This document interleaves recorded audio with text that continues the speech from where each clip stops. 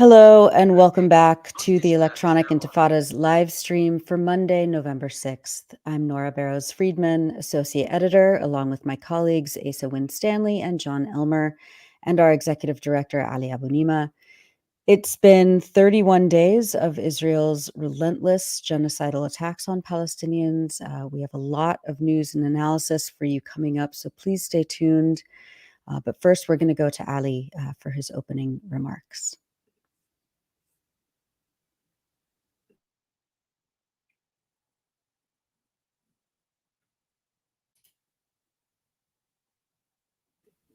Ali, you're muted. Sorry.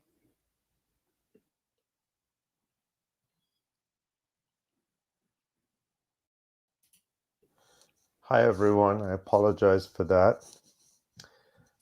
Let's try again. I want to start by reading from the opening paragraphs of a Washington Post article published on Sunday, headlined, "White House Frustrated by Israel's Onslaught, but Sees Few Options." As Israel's ground invasion of Gaza escalates, the Biden administration finds itself in a precarious position. Administration officials say Israel's counterattack against Hamas has been too severe, too costly in civilian casualties, and lacking a coherent endgame. But they are unable to exert significant influence on America's closest ally in the Middle East to change its course. They continue.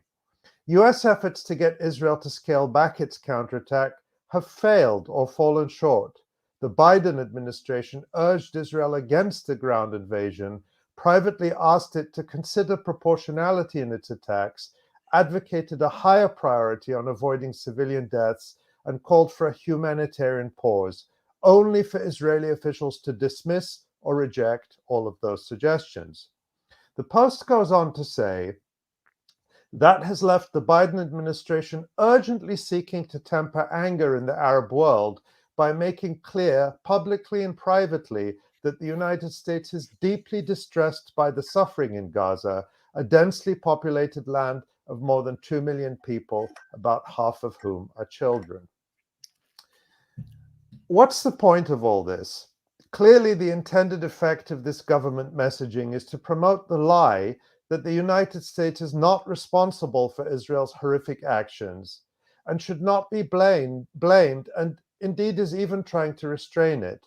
The hapless Biden administration, we're expected to believe, is powerless over Israel, a country which is completely dependent on the United States for political and military support. They're watching a train wreck and they can't do anything about it, and the trains are speeding up. The Post quotes an unnamed person, supposedly familiar with administration thinking, saying. Now, far down in the same Washington Post article, in fact, in the 22nd paragraph, we get this, and I quote, "Washington is Israel's largest military backer, and the White House has asked Congress for an additional $14 billion in aid for Israel. But administration officials and advisors say the levers the United States theoretically has over Israel, such as conditioning military aid on making the military campaign more targeted, are non-starters, partly because they would be so politically unpopular in any administration, and partly because, aides say, Biden himself has a personal attachment to Israel." So in other words, the United States could demand a ceasefire, could vote for one at the UN, could stop the flow of bombs, but instead, Washington has decided to do none of that. And Joe Biden personally doesn't want to do it because he loves Israel and apparently loves it when Israel murders Palestinian children. And listen again to that claim buried in that paragraph that stopping military aid would be, quote, politically unpopular. Would it? Certainly not with the American people. As I've mentioned before, a Data for Progress poll published on October 20th found that 66% of Americans support a ceasefire, including 80% of supporters of Biden's Democratic Party and 56% of Republicans. I haven't found a more recent poll, but I can't imagine that the scenes of utter horror coming out of Gaza can have done anything except increase support for an immediate end to this barbarism. But even if the Washington Post won't say it, we know with whom it would be unpopular: the weapons industry and the Israel lobby, the entities that pay the politicians. Let's call them what they are: the genocide lobby. Ultimately, however, the responsibility lies with those who have the power to turn off the supply of weapons with the stroke of a pen, and that is first and foremost Joe Biden. This is his genocide, his Holocaust, and will be his only memorable legacy. But he's not alone. Last week, the National Lawyers Guild, the Center for Constitutional Rights, and Palestine Legal sent letters to members of Congress putting them on notice that they too may be personally liable by voting for more military aid for Israel.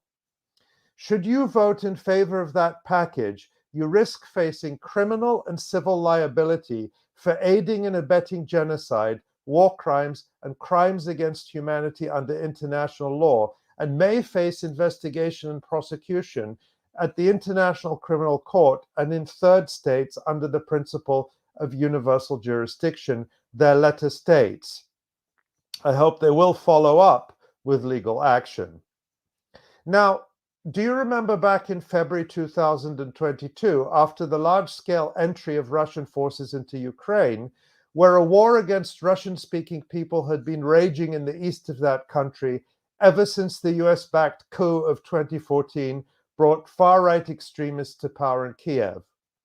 The United States and the so-called West immediately imposed unprecedented sanctions they gleefully announced would reduce the Russian economy to rubble.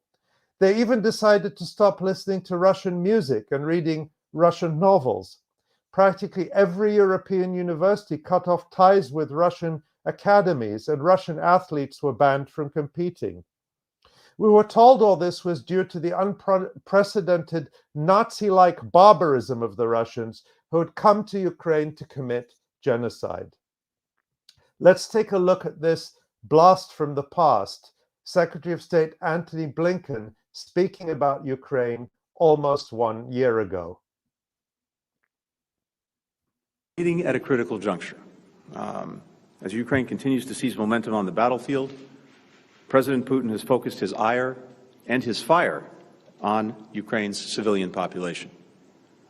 Over the past several weeks, Russia has bombed out more than a third of Ukraine's energy system, plunging millions into cold, into darkness, as frigid temperatures set in. Heat, water, electricity, for children, for the elderly, for the sick. These are President Putin's new targets. He's hitting them hard. This brutalization of Ukraine's people is barbaric. Well, you heard that right. Heat, water, electricity for children, for the elderly, for the sick. This brutalization of Ukraine's public is barbaric. Those are the words of Antony Blinken. According to the United Nations Human Rights Office, the number of civilian casualties in Ukraine from February 22 until the end of September this year was 9,701 killed and more than 17,000 injured.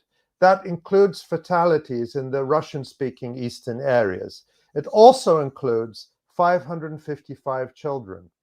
So according to the UN, children made up 5.7% of the fatalities in Ukraine. Bear in mind that this is over an 18-month period and in a vast country with a population in 2021 of 43 million people. In tiny Gaza, in just 30 days, Israeli-American bombing has now killed more than 10,000 people, including more than 4,100 children. That means children make up 40% of the Palestinians Israel and the Joe Biden administration are slaughtering. So the civilian death toll in Gaza in 30 days has already surpassed Ukraine's in 18 months.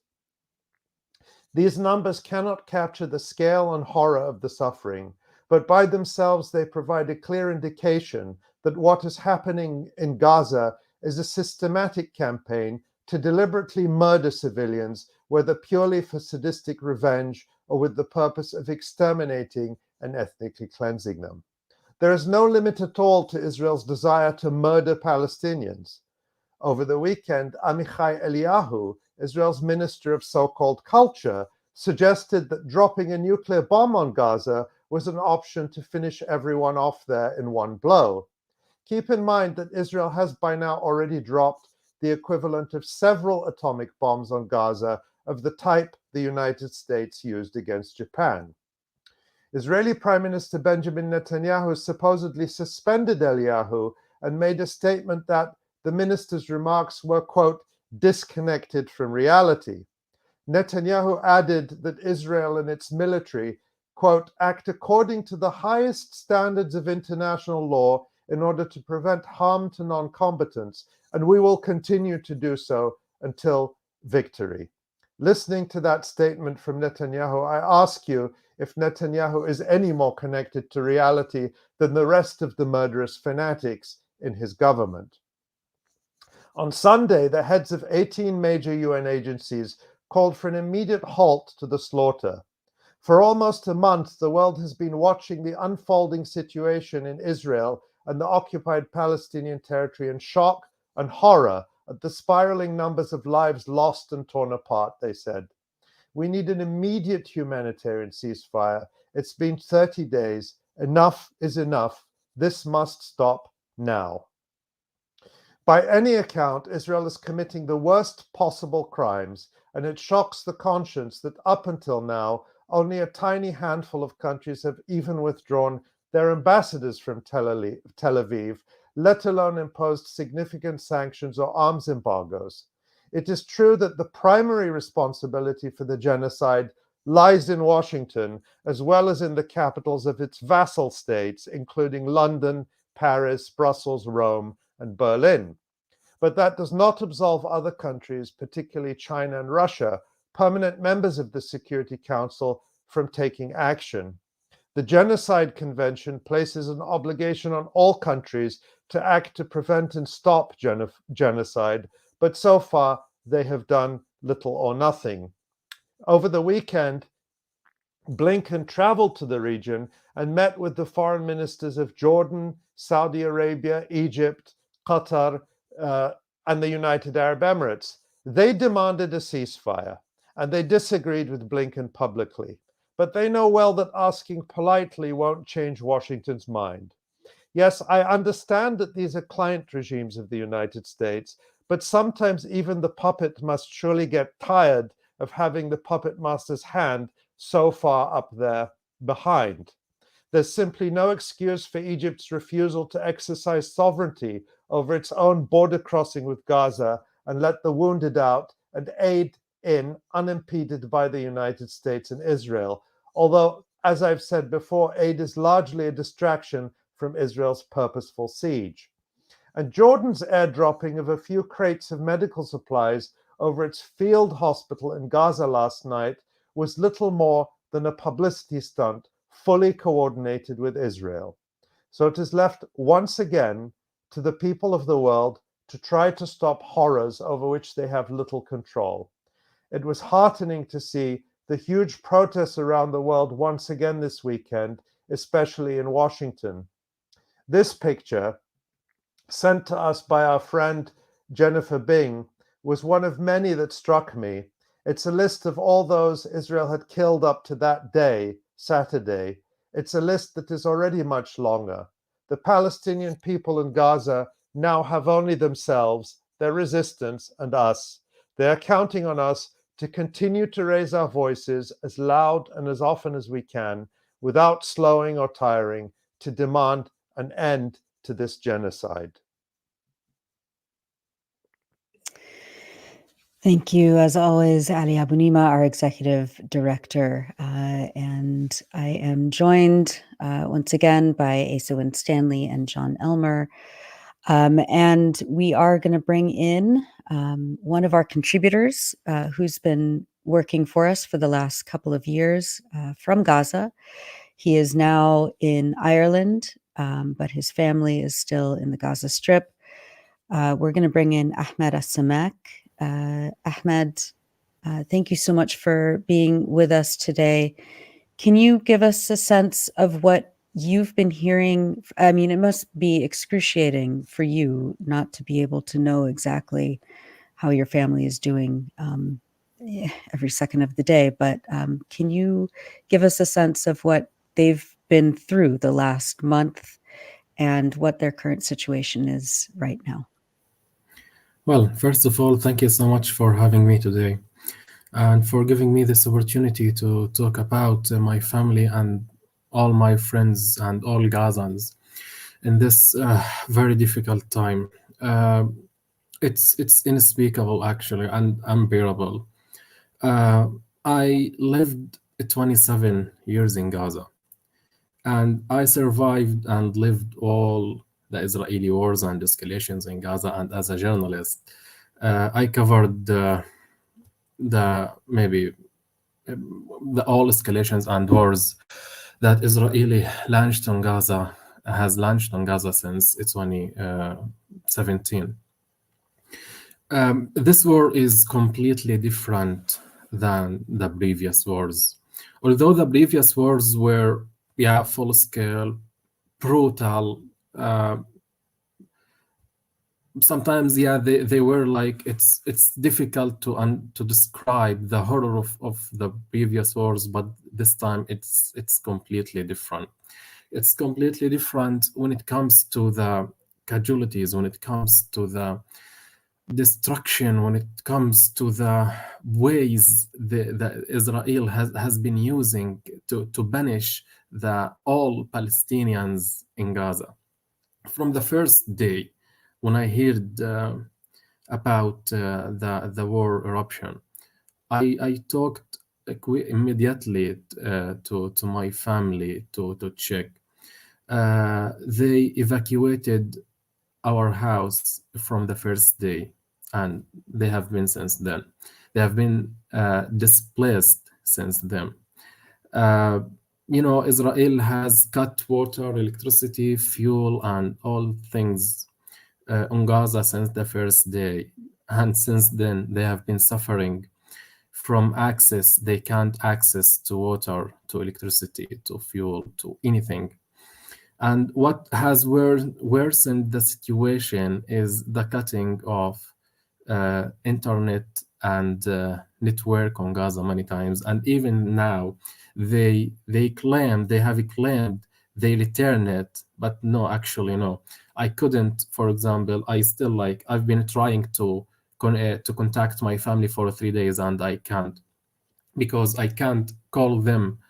I can't. They don't have any access to the internet. And how can they get access to the internet without electricity? My family, actually, this is the first time for me to be far away from my family. We are a close-knit family, and my friends, we are, my siblings are friends to me. It's not just siblings.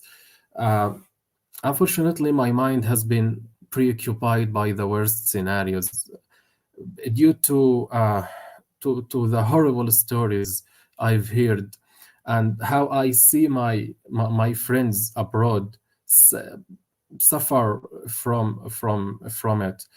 For example, one of my friends, he's my friend and colleague, Ahmed 𝐤𝐿 he lives in London.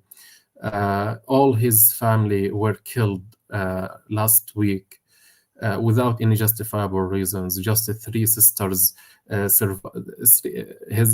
three sisters survived because they weren't in the house. My two friends here in Dublin, they are Gazan. Their houses were flooded, and one of them, my friend, she's 𝐓𝐡𝐞 𝐄𝐥𝐞𝐜 from Jabalia. Her family evacuated to 𝐓𝐡𝐞 𝐄𝐥𝐞𝐜 in Gaza City, and last week at dawn they were sleeping, and suddenly Israel targeted without any warning two adjoining houses. Her family were fled quickly, immediately, and while on their way, a shrapnel hit her brother's wrist, cutting all nerves, and he was severely injured. He went to Shifa hospital to, for treatment as any injured person, but he needed, at that time, he needed a surgery, an urgent surgery, but unfortunately there wasn't any turn because the waiting list of surgeries was full. And just what the doctors did was just put a bandage on the injury and told him like to come back after a week to do the surgery. They evacuated to in Nusayrat camp in the middle of Gaza, in the middle of the strip. He went to Al-Aqsa hospital in Nusayrat. His family knew a doctor there, and that doctor managed to find a turn for him. And his surgery was a 3-hour. After the 3-hour, the surgery wasn't successful. He had to undergo 2 surgeries on the same day. And now his surgery is not that successful. And now he's wanna travel to Egypt to complete his treatment, but he can't due to the closure of crossing borders. This is just a small example that like occupies our minds as Gazans abroad. 3 days ago, I managed to talk to my family, and it's heartbreaking, like to see how my brothers suffer to contact us, because my sister lives in Saudi Arabia and I'm in Dublin now, and we can't contact them by phone. So the only way is to contact them through the internet. My brother goes tens of meters away from they are living now in my relative's house. They go tens of meters away from the house to a neighbor who has solar panels and has internet there. He stands on the door of the house to connect the internet, to send us, we are safe, we are alive, and then he goes back, he returns home. And he does that like many times a day sometimes, and sometimes like once a day, twice a day, as many as he can. I like 2 weeks ago, I told them, like I asked them how they can how can they access water, food, how they manage their daily lives. They told me they have a water well near them, and this is what we used to do during the previous wars. We used to take empty water gallon to go to the water well and fill them. I used to go with my brothers and my cousins because we used to be in the same building. Most of us all used to evacuate, and now all my cousins and uncles are evacuated also, or are displaced. We used to go to that well to fill these water gallons with water, and then go back, return home, empty these gallons with both water buckets, and to put them to use them for toilets, for washing, for a lot of this stuff, and then go back. And we used to go through this process many times a day, or sometimes if there is no water, we used to go like every 2 days, every 3 days, it depends. But they are lucky because they have a source of water now, and it doesn't matter how much they suffer to get access to water. The point for me, and the important for me, is they can access water. They don't have electricity. They go to the same neighbor who has solar panels, and my brother takes all the phones and small batteries for lighting. They lighting lids, small lights. He takes batteries and phones to that neighbor, and he charges all these stuff, and after that he returns it again. I asked him, how can you get a bread? He told me, I wake up at 5 or 6 a.m. to go to find a tear in the line on the bread on the bakery. And he always tells me, Ahmed, there are literally hundreds of people on the line just to get a small pack of bread. This small pack of bread, generally, like, it's enough just for 3 or 4 people, just for one day. There are more than 40 members in the building.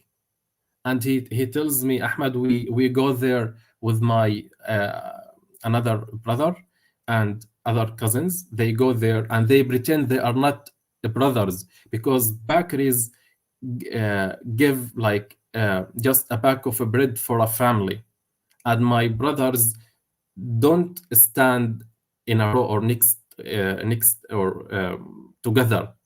You know what I mean? So one of them like stands in the first of the line and the other in the half of the line, just to pretend they are not brothers, to get 2 bags of bread.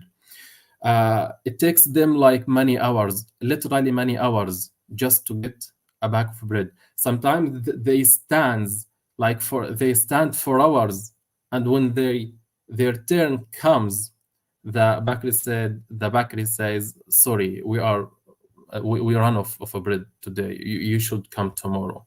This is just a hint.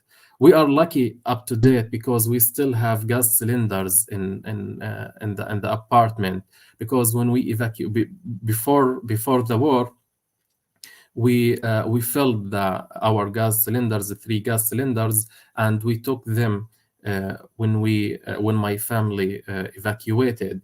But others families, the vast majorities of families now, they cook on fire. And I'm wondering, like, how my family will get gas now if they run out of gas. And of course they will. I still don't know. They live in an apartment. They can't. It's impossible, like, to start a fire. They live in an apartment. There is no way. I asked them. I have my niece, and just let me please tell you a short story. I'm the 3rd generation refugee, and I will just tell you how the 4 generations of my family suffered and have been suffering from the occupation. My grandfather from Jaffa, when he was forcibly expelled by Israel in Nakba, he was 10 year old. He was expelled barefoot to Gaza, leaving all his belongings without him. He was an orphan. When he came here to Gaza, he lived in Al-Bureij camp in the middle of the strip all his life. And he used to tell us a lot about my origin country, Jaffa, in Israel, or what's called now Israel. In 2010, he was in an interview, in a press interview, and he was in Nakba on the 15th of May. And he was talking about Nakba.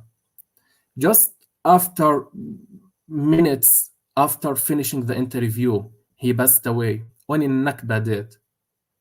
He couldn't stand more. He couldn't speak about that.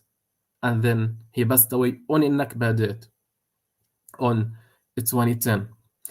This is the 1st generation. The 2nd generation, my uncles. One of my uncles was expelled by Israel out of Gaza because he was a member of the Communist Party in the 80s. He went to Europe where he studied medicine, and he's still there. And I haven't met him, and none of us has met him since then, except in 2013 during the previous Egyptian president Mohammed Morsi. My uncle managed to come to Gaza for 3 weeks. My dad passed away my grandmother passed away, my grandfather passed away, my other uncle passed away, and he hasn't. He didn't, and he couldn't see or meet any of them. All of them passed away, and he was far away. And this is the second generation. The third generation, I'm one of the third generation. I've lost my house twice. The first one was during the Israeli war in Gaza in 2008, 2009, and the second time in 2000 on 2012. During the first war in Gaza, we were sleeping. We built our house, like it took us like 3 or 4 years to build our house. It was so expensive. It was the first years of the besiegement or the blockade on Gaza, and building materials were so expensive. And my mother, she was the only breadwinner, took tens of thousands of debts to build our house, and we moved to our house in October 28, just 2 months before the war. On the first day of the war, it was at maybe 1 a.m. They called our neighbor and warned him to evacuate his house before bombing him. And he was shouting at night, and it was the first time for me. I was 13-year-old. I was a child, and he was shouting like in an insane way to wake up all neighbors. And we just fled just 100 meters maybe away from our house when we heard the Israeli war plan, which is 𝐓𝐡𝐞. It's common in Gaza as F-16. When it bombed the house with 3 rockets, we laid down on next to a wall, just 100 meters away from our house, and the rebels and the smoke suffocated us. It was unspeakable. We completed, and then we run like maybe a kilometer to reach our relatives' family to stay there.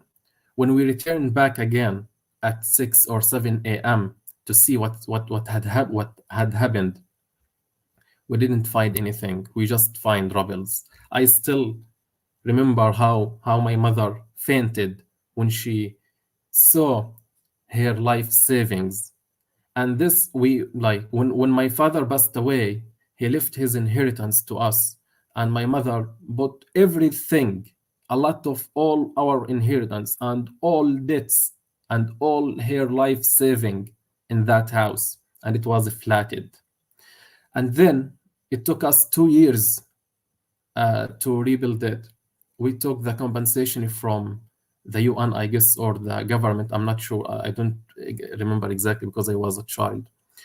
In 2012, on the last day of the war, they also bombed the same house, and they flatted again our house.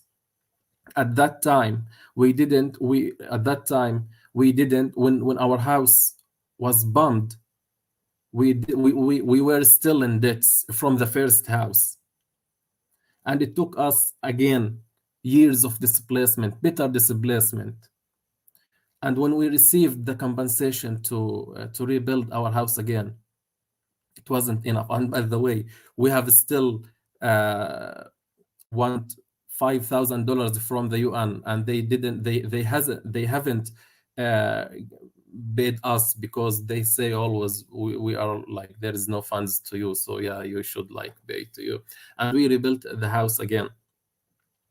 And this is just a small story about how I, from the third generation, suffered and has been suffering from that.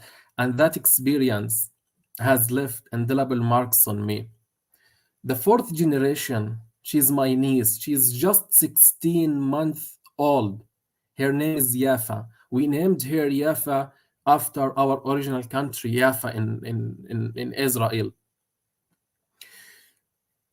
2 weeks ago, I was talking to my mother through a video call, and whenever I call him, whenever I used to call him video, I used to ask him to show me Yafa, to talk to her.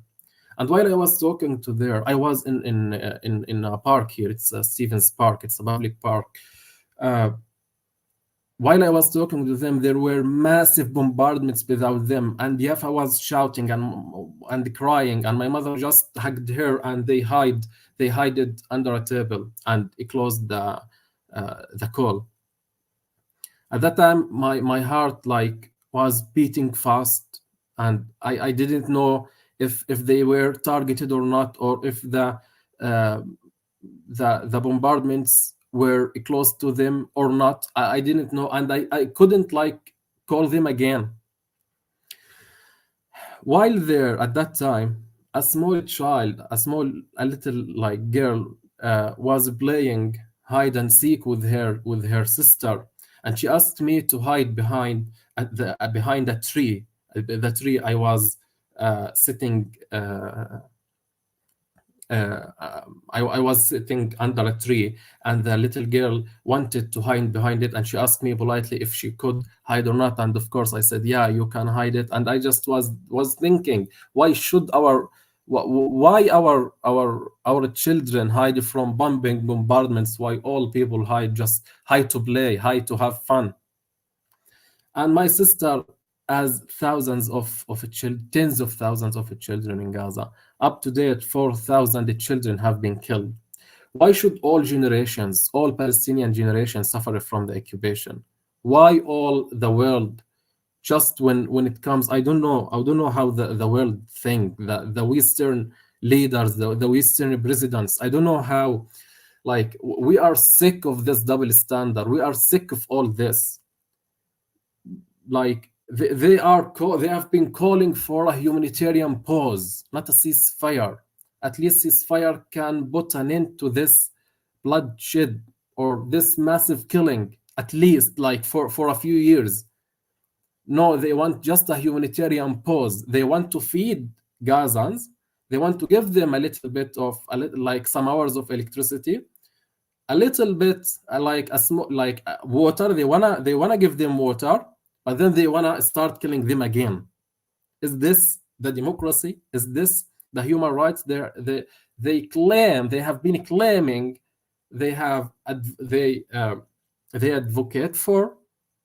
I don't know. It's insane. I was last week, I was talking to my friend. He's Khalid El-Hissi, and he is a journalist, and he's a contributor to Electronic Intifada, by the way. Khalid was diagnosed with leukemia just 10 days ago, and he was in the Turkish hospital in Gaza, which is the only hospital for cancer patients in Gaza. It was bombed also by Israel, and now the hospital doesn't work.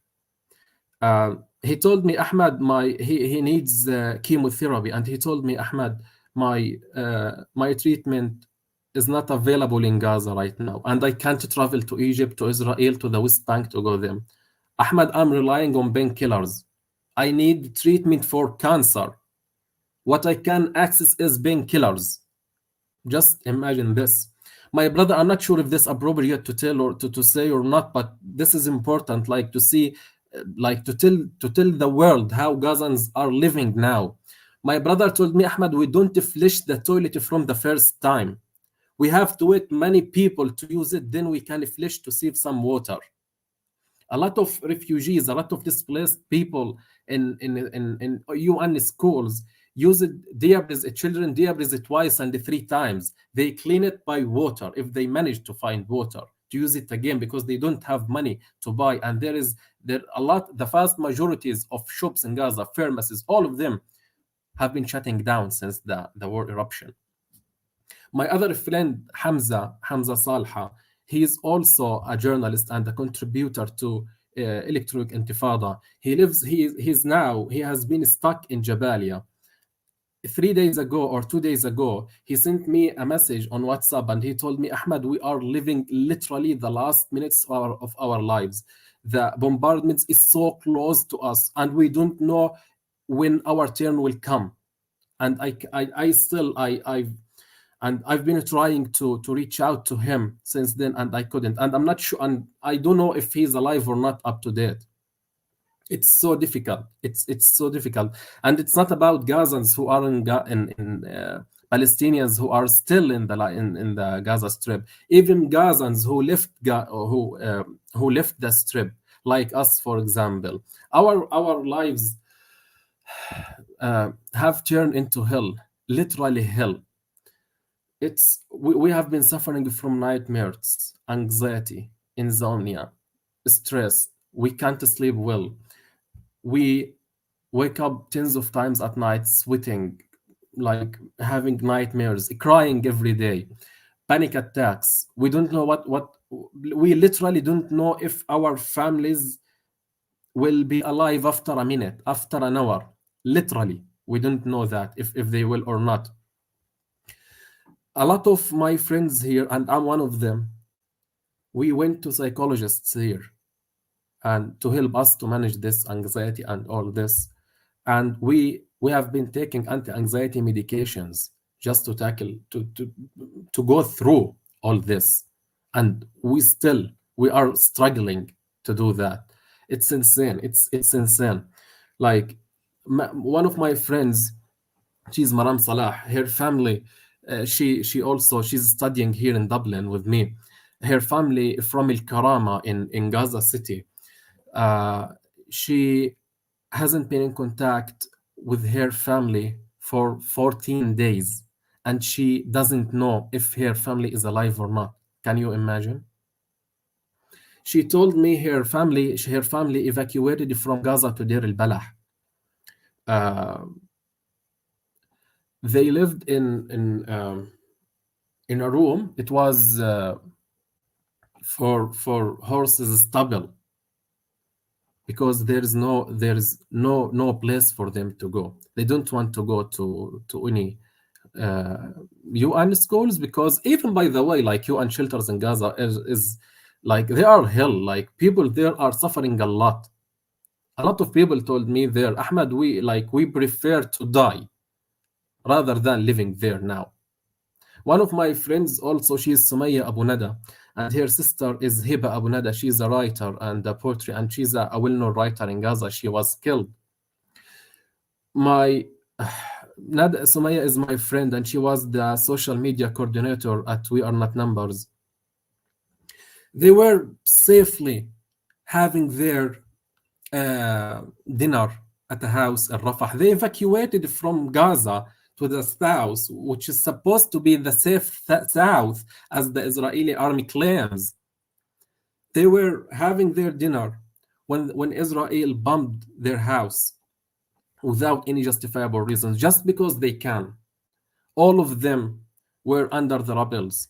And all of them were pulled out from under the rubbles. Her sister were killed, unfortunately, and tens of the neighbors also were killed. Since then, they have been living, or they have evacuated to a Nasser hospital in the south. I managed to talk to Sumaya after that. It was maybe 8 or 7 days ago. She told me one of our relatives in Rafah also has another apartment, and he invited us to go there, but we refused because we still have the horror. But she told me, Ahmed, whenever I sleep, I wake up and I look immediately on the roof, and I want to see if the roof will drop on us or not. She told me, Ahmed, there are more than 10,000 displaced Palestinians in Nasser hospital. She told me, Ahmed, we wake up and sleep while thinking on the line of water, on the line of toilet, on the line of food. Just can imagine that. 10,000 people want to use just 6 toilets or 5 toilets in schools. 10,000 people. without any cleaning tools. And the vast majorities of schools in Gaza and in Jabalia have no water. Can you imagine? It's insane. It's unbelievable. This is Yeah. this is similar to nothing. Yeah. Ahmed, it's just listening to you. It's I mean, for all of us, it's very difficult. You know, just listening to you, I can identify with a lot of what you said in terms of the emotions we go through, the fear, the panic, the anxiety. But for you and for your friends and colleagues in Dublin and other Palestinians from Gaza who are away from their families, it's amplified 1,000 times. And it's just so difficult to imagine the uncertainty every time you can't connect with them. And I know just from our experience that we try to stay in touch with many of our friends and contributors in Gaza. And, you know, you feel relieved when you hear from them, but the relief lasts a short time because, you know, anything can happen any moment. And so you are truly living, they are living a nightmare, but you are too. I wanted to ask you about your experience in Ireland, because Ireland is a bit different from the rest of Europe in that there is, I know from having been there many times, that there's a great love for the Palestinian people in Ireland, and there is a great understanding of what the Palestinian people have gone through and are going through. What's your experience? Did you attend any of the protests in Dublin? Are you feeling some solidarity, at least a little bit more than you might in another country? What's that experience like? Yes, it's actually this is really helpful, and sometimes it's a kind of relief here to see how the vast majorities of Irish people are pro-Palestine, let's say, and because they feel us because they were under the British occupation before, and whenever yeah, of course, and I go to every protest and rally for Palestine. And by the way, there are Arabs, of course, and Muslims, of course, and people like, let's say, who have connections with Palestine, but the vast majorities of these rallies, and marches are Irish people, are non-Arabs, non-Muslim people.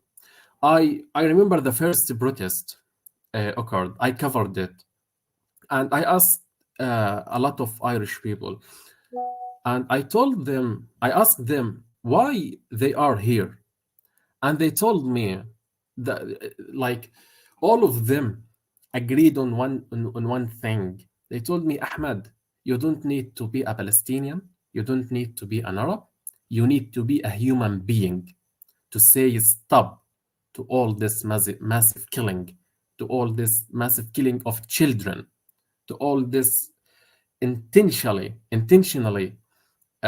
starvation in Gaza. You just need to be a human being, and this is like it's really good, and it lets us up a kind of, but I just, let me please tell you something. I just I forgot to shed a light on it. When we came here, all Gazans, we are 11 Gazan students here.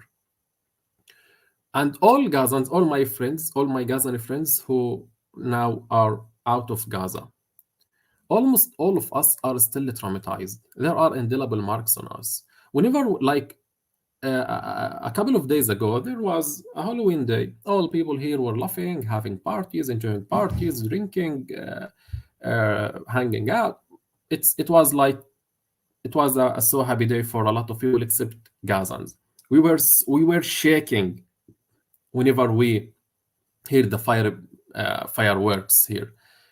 Even right now, whenever we hear the ambulance sirens, we get scared. We get scared.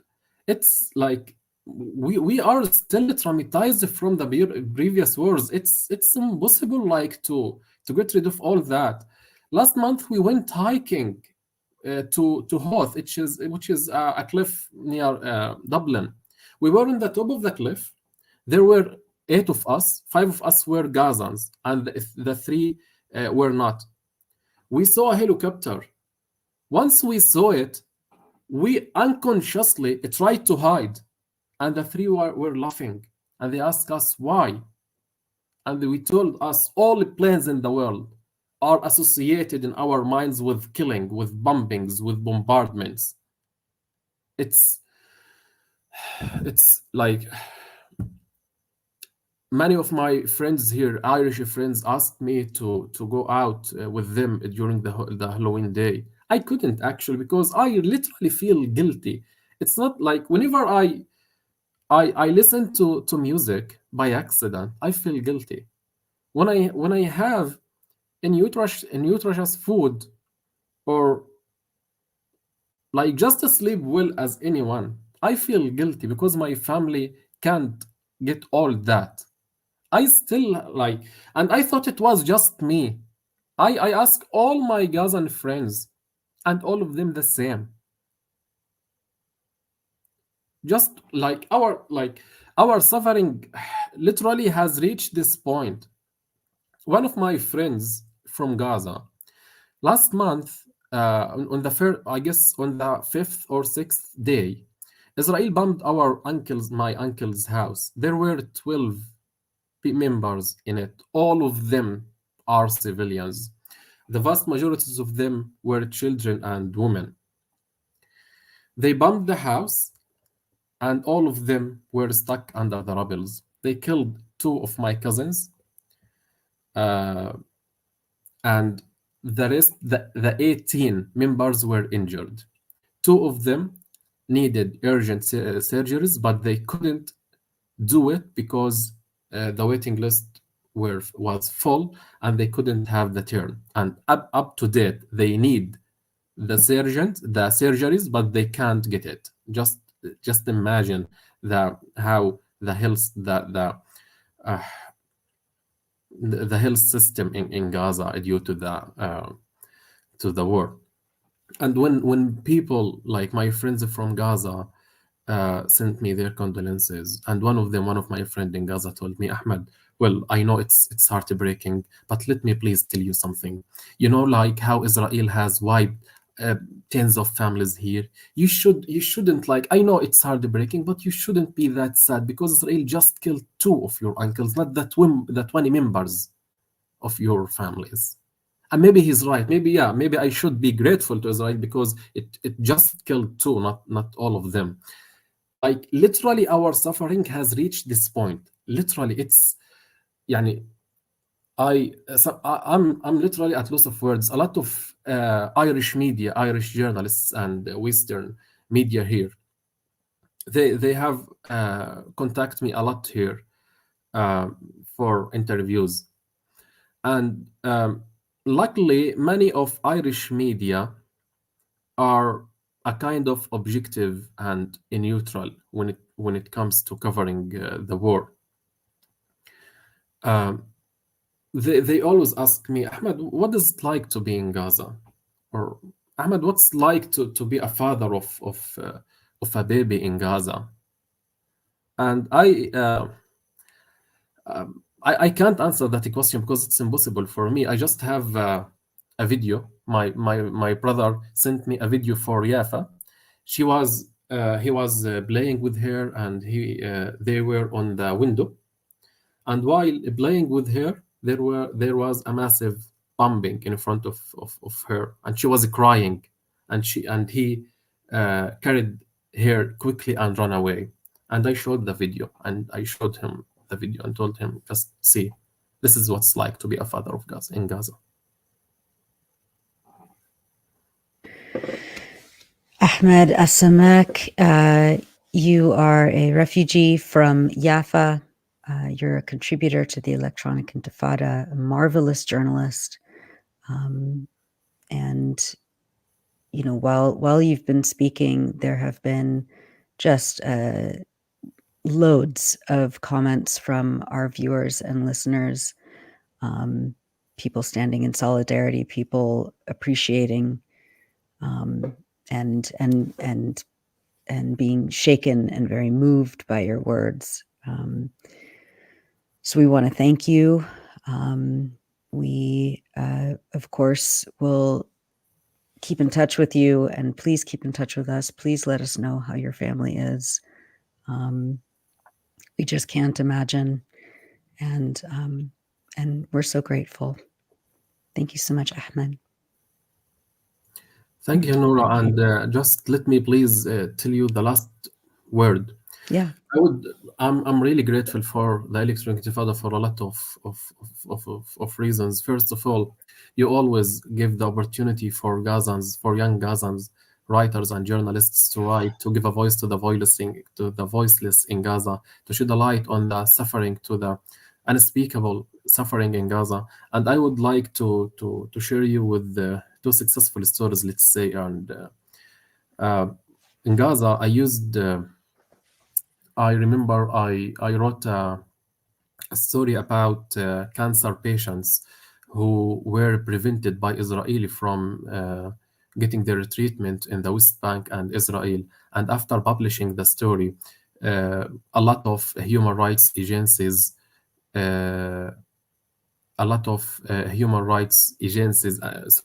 centers republished that story, and after just a week they were granted, because maybe there was a lot of pressure on Israel, and many human rights centers intervened in their stories.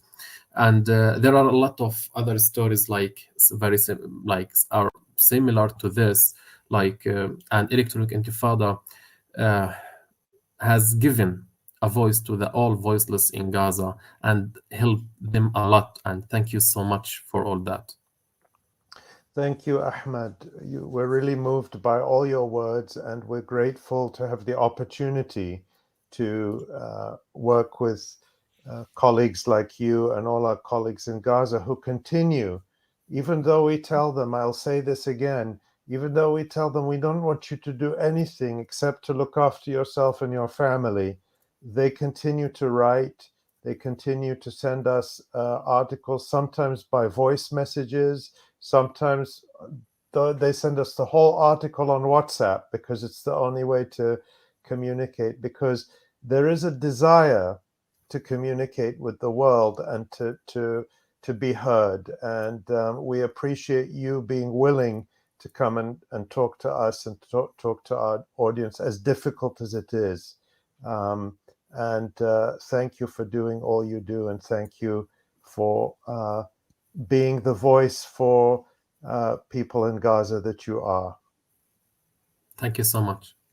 Thank you. Thanks so much, Ahmed you. 𝐓𝐡𝐞, joining us from Dublin, Ireland. This is the Electronic Intifada live stream. I'm Nora Barrows-Friedman with Ali Abunimah, John Elmer, and Asa Winstanley. Thank you all for joining us. We're going to head into our second hour here, and we are delighted to be joined by another colleague and contributor, Louis Alday. Asa, do you want to introduce Louis properly? Yeah, well, Louis is a writer and a historian, and he's recently written a piece for us about a particular aspect of Israeli propaganda, which I know is of a lot of interest to a lot of our viewers and our readers. And the piece was about how Israel, in its current war, the genocidal war on the Gaza Strip, has made a major theme of its propaganda to try and associate Hamas, the Palestinian Islamic resistance movement, with ISIS, which is a very different organization, but they are trying to say that Hamas equals ISIS, and even that Hamas is worse than ISIS. So Louis's article is a really important antidote to that kind of propaganda. So welcome to the show, Louis. Hi, Louis. Thank you. Hi, everyone. Hi, Louis. Nice to talk to you face to face. Very much so, yeah. Yeah, and I would definitely echo what Ahmed said.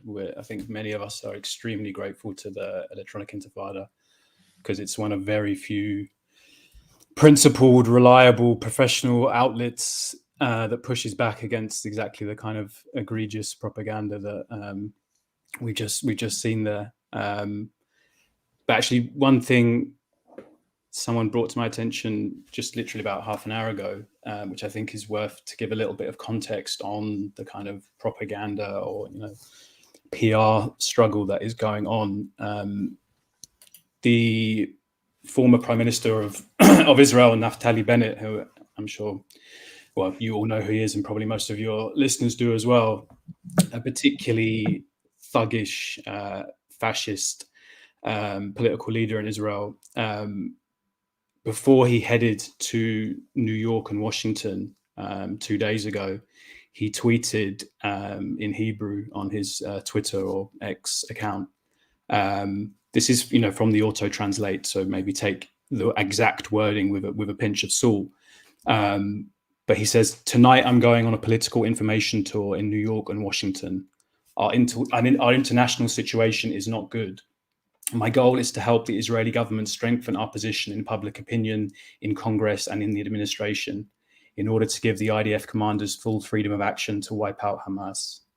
World public opinion is not in our favor. For example, there are 15 times, ! The number of views of pro-Palestinian/Hamas content compared to pro-Israeli content on TikTok. I will work with all my might to change this and give the Israeli government a boost." And so I think in a way that is encouraging, and it shows that the fact that I think we can discuss the Hamas's ISIS framing specifically. I think that worked or is working or did work on kind of people that were already convinced. I think initially, when there was the initial blitz of really egregious atrocity propaganda in the first few days post October the 7th, I think it probably worked on a broader group of people then. But I think what we had, writing that article already feels like a lifetime ago. It was two, maybe 3 weeks ago, and things have moved so far from then that actually, I've not been keeping tabs on it kind of that systematically, but I think that the Hamas's ISIS justification has kind of almost dropped off a little bit, and I think they're trying different things because the savagery of the last few weeks, I think in some ways they've almost stopped trying to justify in a certain way. It's like they're just doing it. Obviously, they're concerned, hence why Naftali Bennett is going to the US specifically for those reasons. But I don't think that the Hamas's ISIS framing is really working anymore beyond the people that would be inclined to believe it anyway. I do. Having said that, there is I constantly try to remind myself that, largely the people that I interact with and follow, we are in a bubble to some extent, and I consciously try and step outside of that bubble. And there is a significant portion of Islamophobic opinion that can be tapped into to aid that. But in his opening remarks, Ali mentioned that 80% of the US public want to ceasefire. 80% of Republicans. 66%. Sorry, 66. Public, yeah, sorry. 80% of Democrats and 57% of Republicans, which shocked me, frankly. So a clear majority of Republicans even wanted a ceasefire, and this was, before we'd even seen the worst of it. Yeah. So the same is true in the UK. The most recent public opinion poll by YouGov that I've seen, I think, was from the 20th of October. So, just absolutely unspeakable acts have been committed since then. And then it was, I think 76% of those polled, the UK public, wanted a ceasefire. Obviously, a ceasefire wanting a ceasefire, a manifold of opinions can be contained within that. But I think the initial outrage that was generated, very, very, very deliberately with the atrocity propaganda regarding the supposed beheaded babies, etc. I think that did give. I think Israel could have got away with, let's say a week of carnage from that, but they've continued and they've gone to this kind of maximalist position of they're not going to stop. And I think it is very evident that that is causing them and the US consequently. And, again, what you opened with, Ali, the fact that the US is trying to imply they want to restrain Israel but are helpless to do so.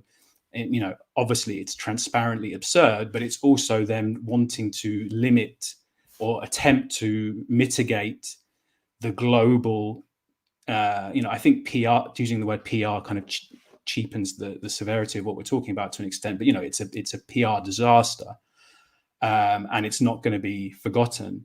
And I think it's one of the ways in which I don't think it's any exaggeration to say that October the 7th and what's happened over the last almost a month tomorrow is really a complete historic watershed, not just for Palestine but for the world.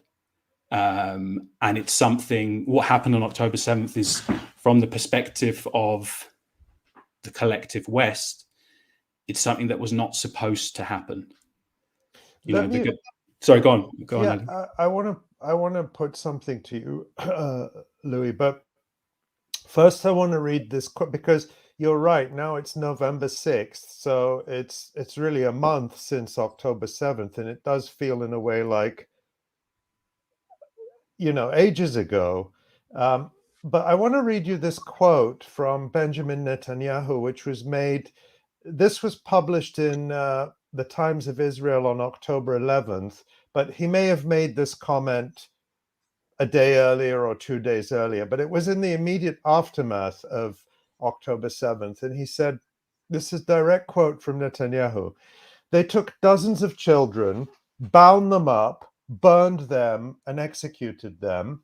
They beheaded soldiers. They mowed down these youngsters who came to a nature festival, put 5 jeeps around this depression in the soil, and like Babin Yar, they mowed them down, making sure they killed everybody." That's what Benjamin Netanyahu said. Babin Yar, of course, was one of the biggest single massacres of the Holocaust in Ukraine, where Ukrainian nationalists and Germany carried out that massacre. Not a single sentence of that statement has been substantiated by Israel. Not a single claim. Not the beheaded babies, not the mass execution over a pit, not the burned bodies. We've talked about this on this live stream and in our articles about how, in fact, the evidence that's coming out is that many, if not most, of the Israeli civilians were killed by Israeli forces just going in and indiscriminately shooting everything. But those claims from Netanyahu and from others were what defined the public mood. And now nobody is going back. Nobody in the Western media or Western politicians are going back to Netanyahu and saying, wait, you said all this. Where's the evidence? Yeah, it just doesn't get revisited. It's treated as if it's somehow true. Now, the point I want to come to, you mentioned bubbles, Louis. I wonder if what happened is this, that the bubble, that the Israelis too exist in a bubble. And that bubble is, first of all, their own settler colonial psychopathy, where they just can't feel empathy for anyone other than themselves. And the bubble of Western elites, of the United States government, the European Union, the British government, where everybody was telling them, we have 100%, we support you, go in, do what you want. The Germans who are crying all the time about never again, and remembrance culture and lessons of history, told them, you go in and do whatever you want. We have your back. Whether the Israelis are also in a bubble where they just could not understand what the global reaction would be, and that how that propaganda could not carry them beyond those first initial days when the media was in a shock. And that's, of course, not to say, as I said, we're not seeing all of this translated into political action. But what do you think? What do you think are the dynamics that led Israel to believe it could do this? I mean, I think you're right that there is a level of delusion that is inherent to the settler colonial ethos of Israel, and I think I think that has actually become more transparent to people that either were ignorant of it completely or would have been more of the position that Netanyahu and people around him are the problem. Whereas what has become kind of grotesquely and disturbingly apparent in manifold ways, whether it's kind of TikTok trends within Israel or pop singers singing genocidal songs, or these various ways in which it has become very clear to people that this is not a minority opinion within Israel. And again, the polling statistics in Israel showing, I think there was that statistic that 83% of the population believed that humanitarian considerations shouldn't be considered in Gaza. And I think what people have woken up to increasingly is the dehumanization that is inherent to a settler colonial project. They cannot and will not view the Palestinians in Gaza or elsewhere as human. And I think that has become clear to people in a very, very disturbing way, that I think the cat is out the bag, to use a slightly trite cliche, that I think that's going to be very hard for people to unsee. Not only the level of violence that is being enacted, but the way in which it is being actively celebrated by, if not the entirety of Israeli society, from very, very significant and large swathes of it. And actually, in more than one case, I've seen, what can only be described as a kind of sadistic pleasure in the suffering of the Palestinians in Gaza and elsewhere. Not to mention what we've seen in the West Bank and the horrendous torture and humiliation that is ongoing as well. Now, Louis, I want to ask you another question. You're in the UK, and I know that you follow very closely the politics in the UK and also politics on the left. And the UK is not really remarkable. It's very typical of Western countries. It's, there are a dime a dozen, these American vassal states, Ireland being perhaps the slight exception we talked about earlier. So, living in the typical European colony of the United States, what explains for you the reaction of the political class in the UK? How is it that the people can be so overwhelmingly disgusted and horrified and willing to come out in hundreds of thousands or even millions every weekend for the past few weeks, but the political class, from the conservative government to the alleged Labour opposition, are 100% behind this genocide? What is going on there? Give us some bigger. This didn't start with Gaza. What is happening? And this is, I think, as has been said many times over the years by many people, Palestine or the Palestinian cause clarifies a magnitude of things, and I think that's probably not been truer than it is right now. Things are very, very clear, and one of those things is the extreme disconnect between very large swathes of public opinion, not just in the UK, but maybe particularly in some ways or in some aspects, and the political elite. And obviously, as you kind of alluded to, that very, very much includes the supposed opposition in this country, which not only on Palestine but on a array of things. If it has any criticism of the current ruling conservative government, it's criticism that comes effectively from the right. And I think it's very, very clear what Keir Starmer's role is and has been. And I also think it's important as well to point out. He's, just for our American and global viewers, Keir Starmer is the leader of the Labour Party, the supposed left or centre-left opposition in the UK. Yeah, and I support Zionism without qualification, Starmer. Yeah, and I think something that is very telling to what you've just said, Ali, and kind of just really makes it clear what a farce the supposed democratic system in the UK is. On a daytime TV show today, a kind of senior statesman politician from the Conservative Party called Michael Portillo, who was kind of had a ruthless reputation in his day, and is typical right wing horrendous person, but he's kind of been softened of late because he's got a very popular series on British television about going on rail journeys. He's this kind of monster, but he's been kind of reinvented as this twee kind of, I'm going to go on a charming train journey. It's kind of disgustingly English kind of phenomenon. Anyway, I've been on train journeys in the UK, and they're very rarely charming, I have to say. Well, I won't comment on that.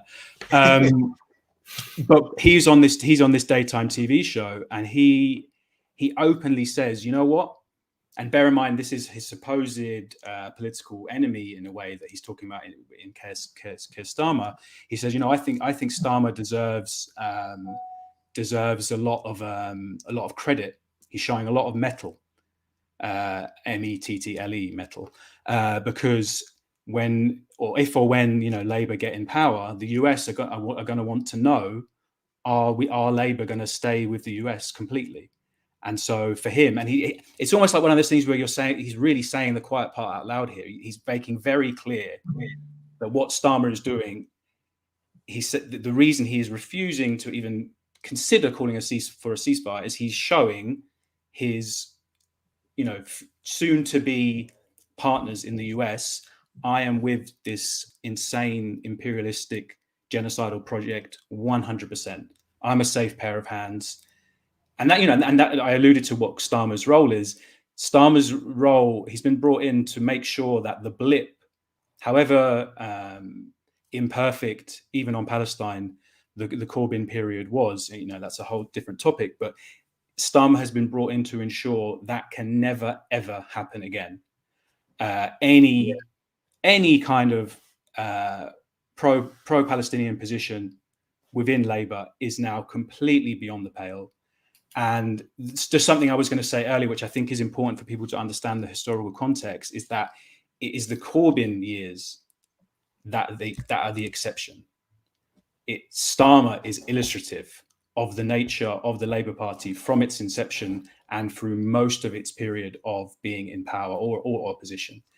It is an imperialistic party that has never had fundamentally a problem with the endorsement or even the enactment of imperialist slaughter abroad if it furthers US/UK political interests.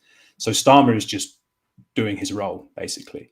And so Michael Portillo is actually correct then that Keir Starmer does deserve a lot of credit from the British ruling class then, because he's from his point of view, he's absolutely right, because he is. He's and you look at Starmer's career, he is a very loyal, ruthless servant of the UK ruling class or the UK state.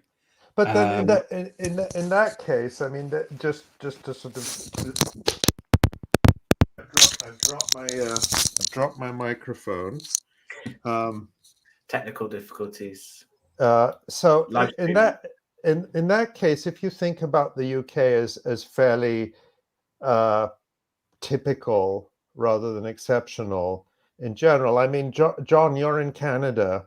Is any major party in Canada speaking out against this? You've got the NDP there, which is allegedly a left-wing party as well.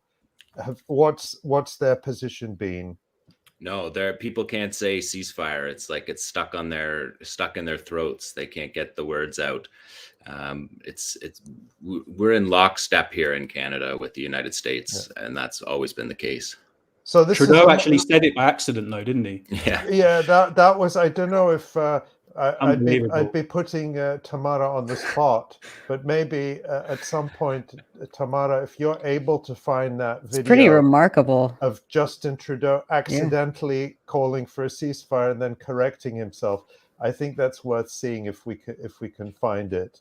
But this, Louis, I mean, this speaks to the bigger crisis, because it's not just the UK. I mean, you can say Keir Starmer or name, but these names ultimately, these are tiny, insignificant players. You look at the situation in, as we just said, in Canada or in Germany, where it's even worse, or in Italy, or in France, where the only people saying, I mean, you can find a few dissenting voices, but otherwise, the political class is in lockstep on one side, the pro-genocide side, and the people are on the other side. And I mean, I'm asking you as a historian, how can we understand this bigger picture of where we are, of this sort of crisis of democracy? Let's hear from Justin Trudeau. We need to see a cease. We need to see a humanitarian pause so we can flow. We need to see ceasing of the levels of violence that we're seeing. God. It's literally like a comedy sketch. Completely. Can we play it one more time? That's like a scene from Veep or something. Yeah. See a cease. We need to see a humanitarian pause so we can flow. We need to see ceasing of the levels of violence that we're seeing. What? I mean, if he wasn't so genocidal, it would be like, it'd be hilarious. We're laughing exactly. because right. I mean, you got to get you got to get the laughs where you can in these depressing times. So bleak. But it's like he'd forgotten his lines, and he was, there was almost a sense that there might even be a human under there. Right. And that he was like fighting to claw out of his. Yes, he had to throat. fight his normal human reaction, which says we need a ceasefire. And remember his lines, and remember what he's paid to do, and remember what his job is, which is to repeat the American position. Tamara is reminding us that someone on Twitter said, when the script handed to you by the Embassy of Hate is just too inhuman for your tongue to allow to deliver smoothly. Well, it was interesting. I don't know where he was, but when he was speaking, in the background was the U.S. Capitol building. So I don't know if he was in the U.S. or what that backdrop was. To lend moral support to the cruise missiles that are being sent. But I mean, for my question for you, Louis, and you may not be, I'm asking you questions that none of us have an answer to. So but I will respond to maybe part of what you're asking, and I think it relates to where we started about talking about propaganda and the success or not of propaganda. I think one reason in which it's, if we go by what Bennett is saying, if we go by public opinion polls, if we kind of anecdotally here and there, because certainly in my life, in my world rather, people that would usually consider themselves to be not political or apolitical, let's say, which is obviously in an actual fact is a deeply political position, but that would be how they would identify. So i.e. generally not really care that much or be aware that much of things beyond their own nose.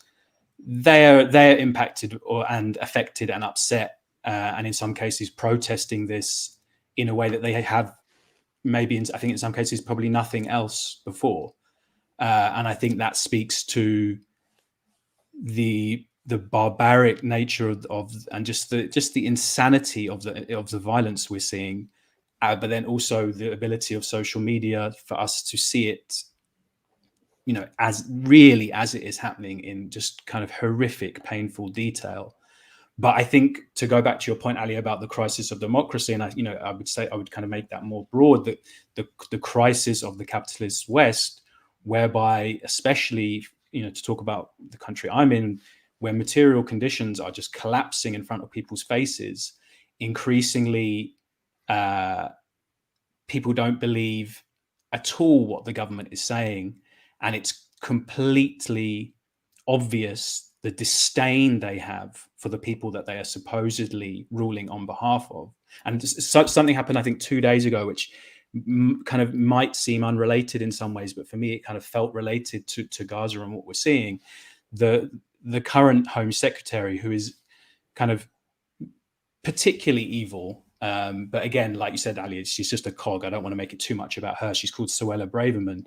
She announced a new policy that is effectively going to outlaw homeless people in the UK from sleeping in tents, which is almost kind of comically, absurdly evil. And people reacted that, a lot of people reacted that in a kind of outraged way. And her justification was that it's a lifestyle choice to be homeless. And this is at a time of complete economic crisis. Rents are completely unaffordable. I won't go off too much in a tangent, but both that policy, but also Gaza in its most extreme case, this is how the collective West ruling class will treat any group of people that they have decided are not human. And I think on some level, people that previously would have consoled themselves with their own relative material comfort are increasingly aware and on some level disturbed, upset, and scared about that. And there is a complete crisis. And I think this is, we're a month in tomorrow, but I think we're in a new world. And I think the chances that there is going to be some kind of de-escalation where we fall back to some kind of pre-October the 7th status quo, I just can't really see how that happens. The US and Israel have effectively boxed themselves into a corner with this maximalist position that we are going to, Israel is going to defeat ISIS and the US is going to let them do that. Freudian. Defeat Hamas. The reason ISIS came to my mind is because the previous Home Secretary, just as a little side note, which shows the absurdity of the Hamas equals ISIS framing. The previous Foreign Secretary in the UK is called Priti Patel. She was forced to resign in 2017 because she went to Israel and she had unauthorized or supposedly unauthorized meetings with Israeli officials where she was trying to use UK aid money to fund Israeli military hospital that was treating Al-Qaeda fighters fighting in Israel.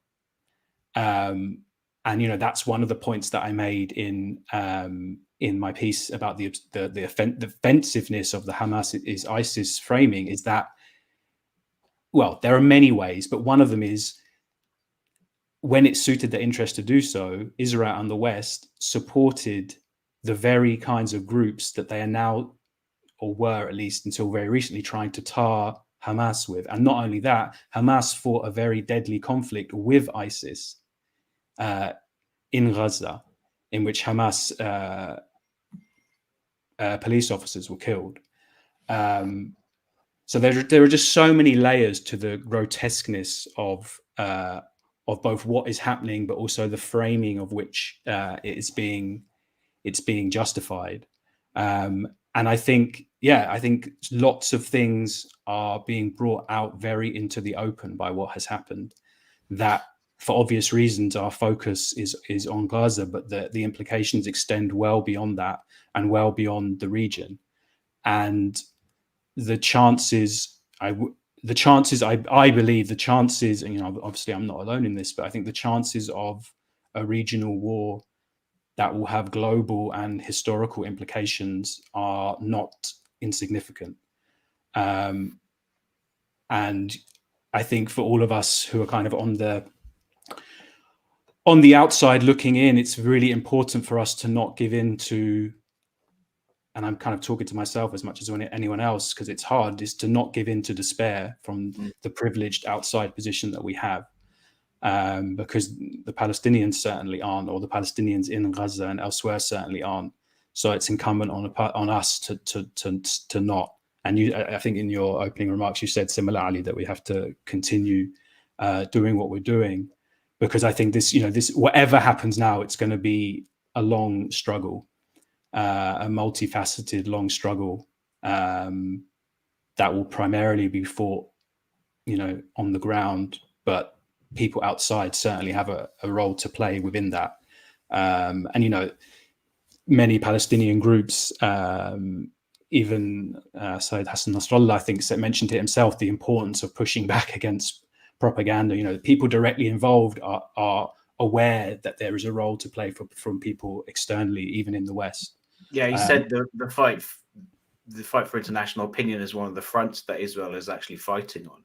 Yeah. Mm-hmm. Well, Louis, thank you very much. We're going to move to our next segment in a minute, but I think I would just like to recommend again to all our readers to go and read your piece, Worse Than ISIS, Debunking Israeli Propaganda. There it is. Go and read it. And there's a lot of, you can follow the links in it as well to learn more about what Louis was talking about in terms of the historical links between Israel and some of these violent Wahhabist extremist organizations like ISIS, like Al-Qaeda, specifically as part of the proxy war in Syria, against Syria. And if I may just, Louis, if you just take a few seconds and tell people about the other work you're doing important publishing work that relates to Palestinian history and that can help people get some more of the background and context to all of this. What's one of the latest things that you've just put out a book recently? There's a few things that we said. So one, I have a website called Liberated Texts, which is a book review website, but not for new books, books that have been overlooked, censored, underappreciated, or kind of ignored in some way, that we review. And then on the kind of side of that, in collaboration with Ebb Magazine, we started publishing those books. Or some of those books. And the first book that we published last year, the first in that collaboration, was a book called On Zionist Literature by Ghassan Kanafani, which I actually quote in that article.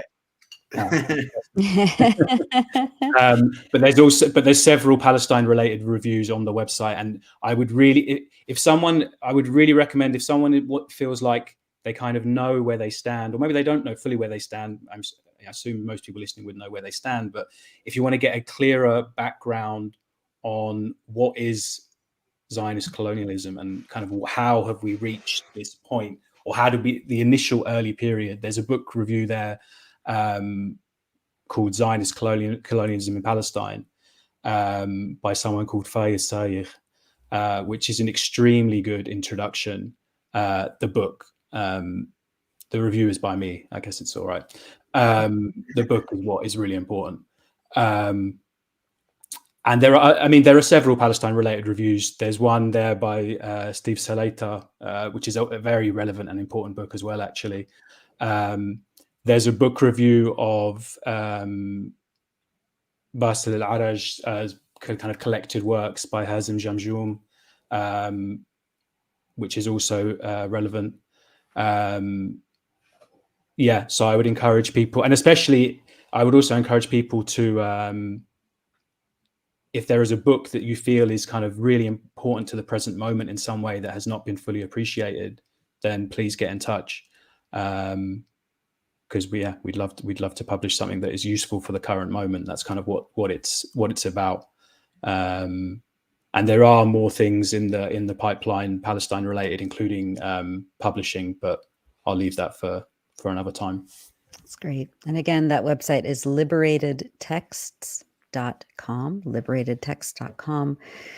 Louis Alday, thank you so much for Thank you so your much. contribution and for being with us on the Thank live stream. We would love to have you back for more analysis as Yeah. this war of propaganda continues, I'd be obviously. honored. Thank you, guys. Thank you, Thank you Louis. for everything you Thanks do. so much, Louis.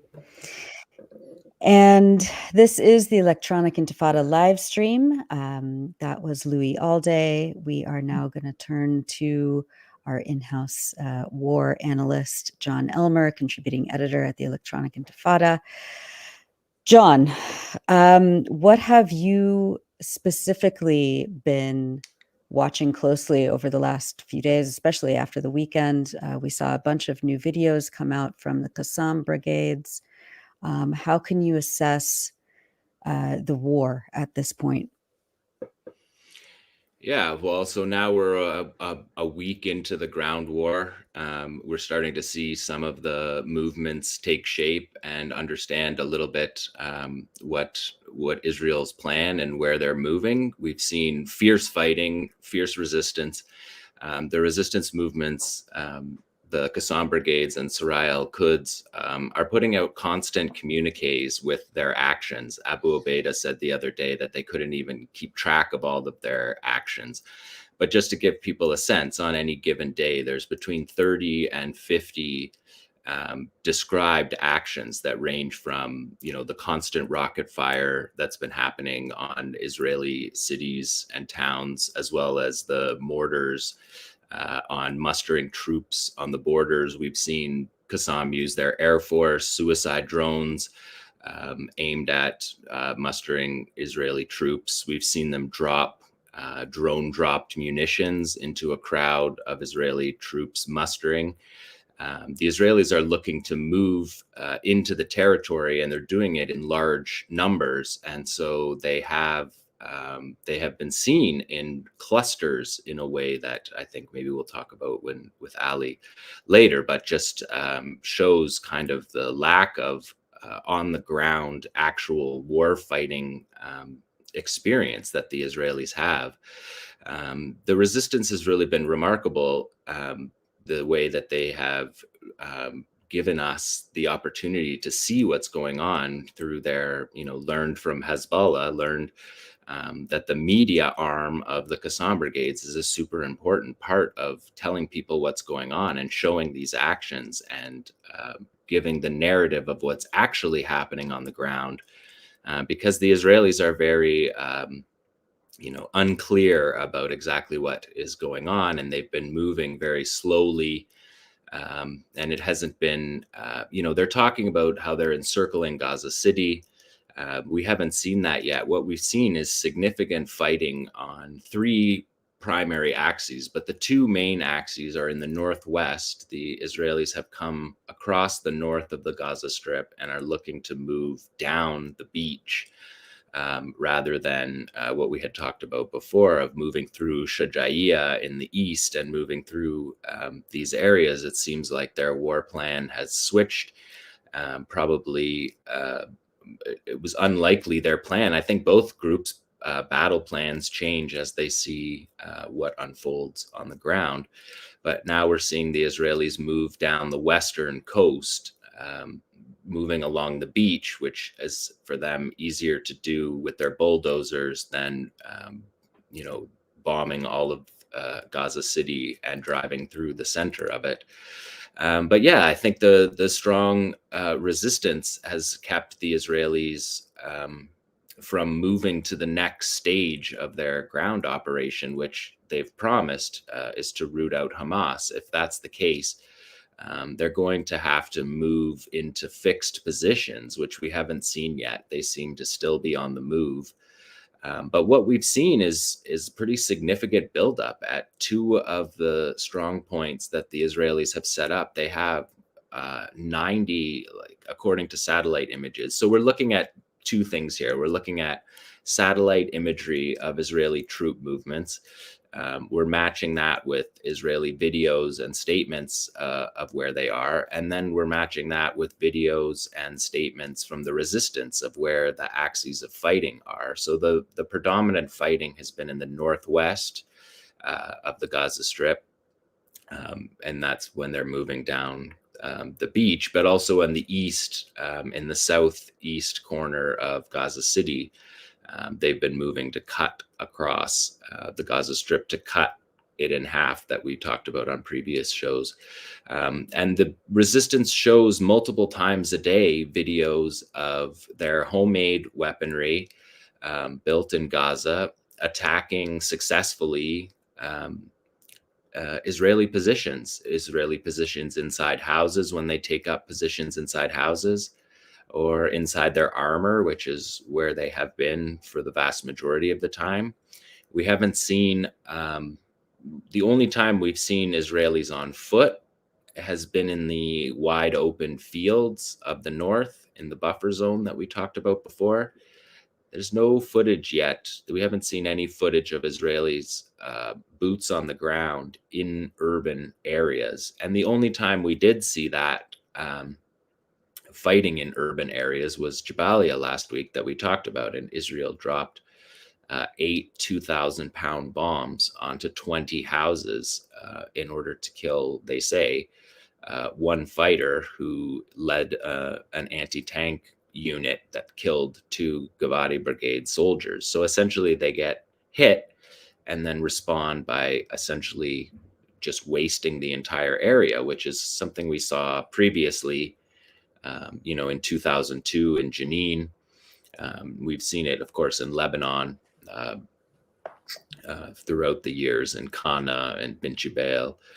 When they get hit, they respond with massacres, and that's what we're seeing. And I think that's the analysis right now is a scary part of what's going on, is that they don't have apparently the courage to go in on the ground. And so they're doing this work through the air and through artillery. And when you're in Jabalia, or you're in Beit Hanun or Beit Lahia, these are smaller farming. I mean, Jabalia is a refugee camp. The other two are farming villages. It's not the same as going through street after street of 15-story buildings in an urban environment like Gaza City. So what we've seen so far is just the very beginnings, and they're doing things very carefully, and are still, they lost 30 soldiers this week. That's what they've announced. We know that they flew 260 medevacs out of the Gaza Strip. But one of the things about their armored vehicles is that especially their new ones, their ATAN infantry fighting vehicles, they're like miniature ICUs. They call them mobile ICUs. They have fridges for blood transfusions. They have all the medical care that they need. They have a washroom inside it. So they literally don't ever have to get out, except for their medevacs, get out of their vehicles. And that's what they're doing right now. All of their bluster about how they're going to take all of Gaza City, or all of Gaza, and kill every single Hamas fighter for generations to come, as Netanyahu said, just the most maximalist objective. If that's the objective, then they haven't even begun that. And already you can see the brutality of the way they're fighting this war. They're targeting Shifa Hospital. They're targeting ambulances and telling us that Hamas fighters are putting weapons in ambulances, after for a month they've been telling us about this massive tunnel network that allows their fighters to move everywhere without being touched. And now all of a sudden they don't have that tunnel network. They're smuggling in ambulances. This is just to open the ground for the urban warfare, where they believe that Shifa Hospital is a legitimate target, that the Indonesian hospital is a legitimate target. As previous guests have said, 16 out of 35 hospitals in the Gaza Strip are completely out of service because of similar type besiegement. They bombed the solar panels that people had linked up to Shifa Hospital. When people moved south, if they had solar panels on their roof, they were stringing those to the connection for Shifa, running things like incubators with a backup supply. Israel went and picked out all of the solar panels off the roofs of the building that were feeding Shifa Hospital. They told people to leave Gaza, and we saw the other day, they massacred people walking on foot because people are too scared to leave in their cars because, as we saw the other day with the tank shell just blowing the car away, any car moving is a target.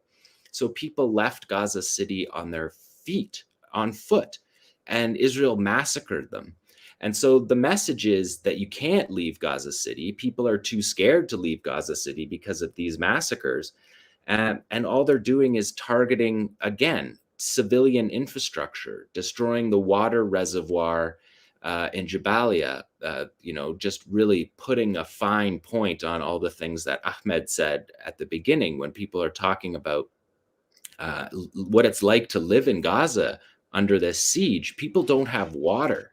They're starting to get sicknesses from waterborne, like deprivation, starvation. But the ground war that they promised and all the bluster to sort of re-establish the image of the Israeli army after it was humiliated in front of the entire world on October 7th, really, they haven't done any of that fighting. The only fighting they've done is this continual massacring of civilians, as if bombing civilians is going to lessen support for the resistance, when John, everybody knows it does the opposite of that. John, that's a great overview. I think we have a couple of clips we want to show, and I'm going to ask you about them. Should we do that now? Sure. All right. Which one do you want to do first? The Israelis, the Haaretz article that was in the paper yesterday was basically verbatim the IDF explaining what their mission was. And they say right off the top that the mission in Gaza to do what the government is asking them to do. See, look at the whole article. The IDF said. So the IDF says that they can do what the government is asking them to do, namely eradicate every single Hamas member. But they say in there very clearly that it'll take many, many months, if not many years.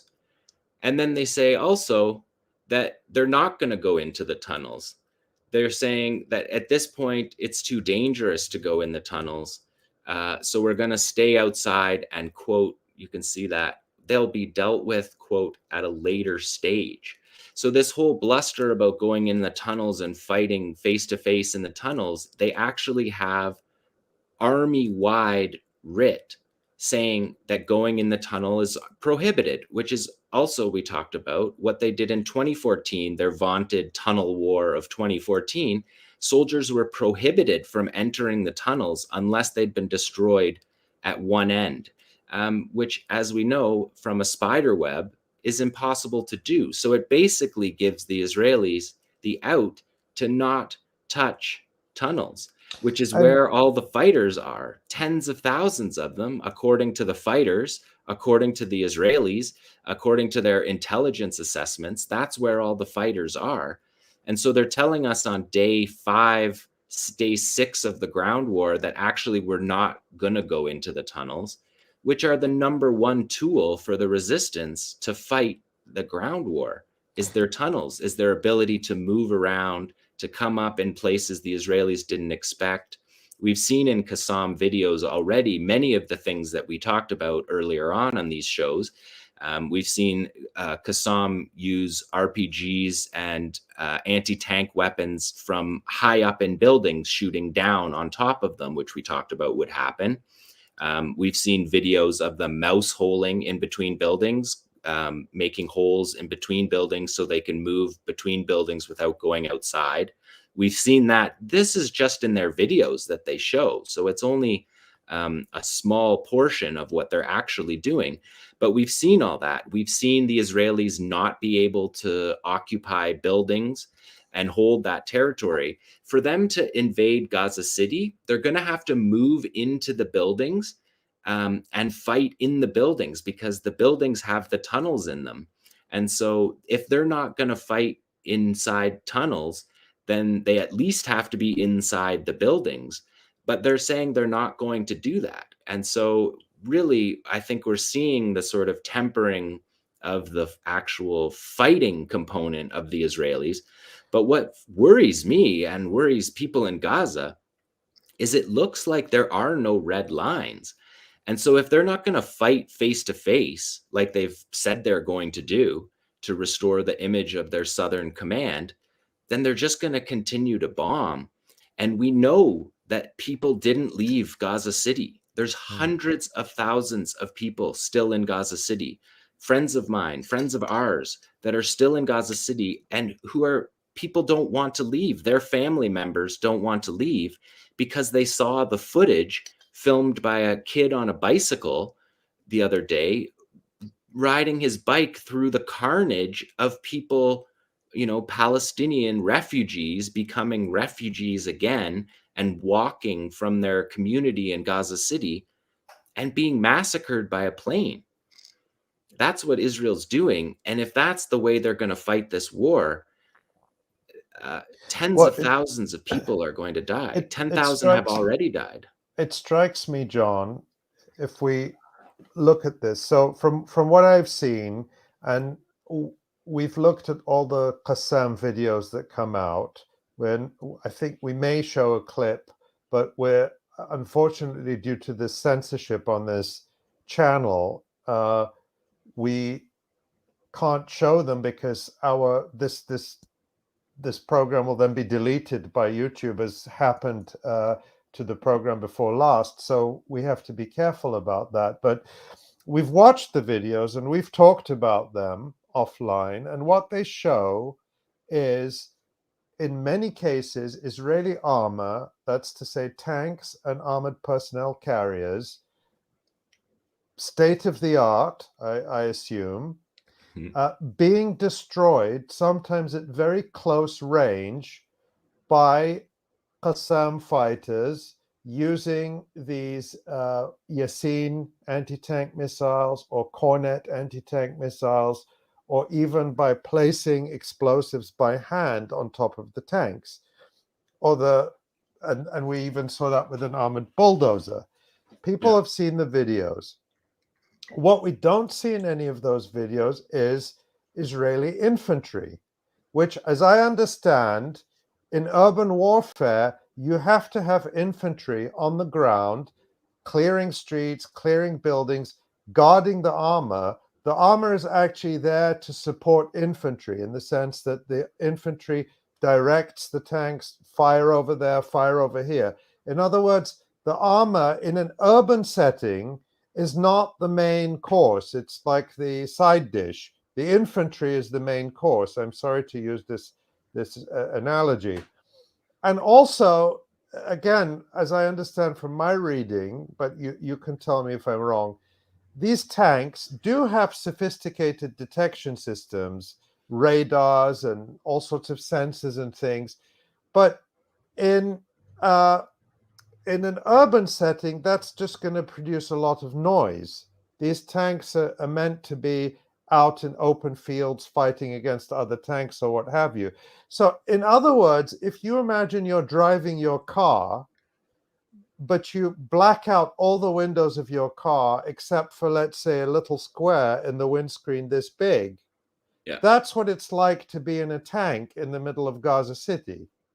Yeah, and Palestinians know that because they've watched children in the West Bank for the last, for the whole Intifada. The children in the West Bank showed us that, because the tanks can't see. They don't have vision around them. So once you get close to a tank, the tank can't see you. And so kids, like 10-year-old kids, will climb up on a tank and try and pull, or an APC, and try to pull the gun off. Because the troops lack situational awareness and 360-degree awareness to such a degree that children can climb on the tank. Right. And as you said, now the resistance is able to take that message, and instead of climbing on the tank, they're putting explosive devices by hand in the exact spot on the tank where they're the weakest. So they're able to deliver that by hand. So what I want to say, what we see now is that, up till now, this could change, but up to this point, the Israelis who get beyond the perimeter, the empty fields of Gaza, are not willing to get out of their tanks or their armored personnel carriers. They're not willing to go into buildings, or when they have gone, we've seen at least one builder in one video, they've been blasted by one of these thermobaric grenades that the resistance has. And then they bombed Jabalia. That's when they were Right. in a building. Right. So they're not willing to get out of the armor. They're not willing to go down in the tunnels. So in other words, they're not willing to do any of what it takes so far to do the things they said they would do. Now, we have this one video that was put out by Netanyahu's office the other day. Can we take a look at that, Tamara? We won't get banned for this one because Netanyahu put it Yeah, out. exactly. This was put out by Ophir Gendelman, who is, well, just pause it for a second, Tamara, or let it advance so we see the whole of the Arabic sentence there. And this was paused. Yeah, all right, just pause it for a second. So it says, the dogs chase the dogs of Hamas until victory. And this video supposedly, again, it was posted by Ophir Gendelman, the official Arabic language spokesperson for Benjamin Netanyahu. And he claimed that this shows an Israeli soldier chasing a Hamas fighter through a tunnel. Run the video. Let's take a look.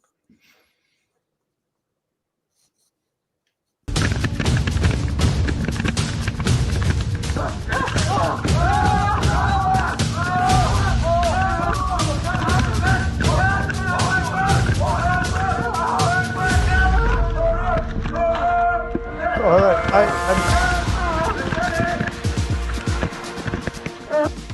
I don't even know if that soundtrack is genuine, but it turns out you got me.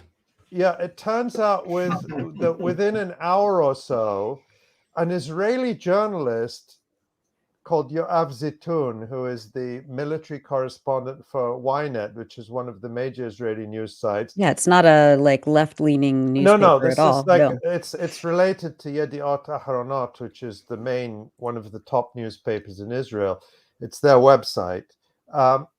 Came out and said this is a training video from Operation Protective Edge, so from 2014 or earlier.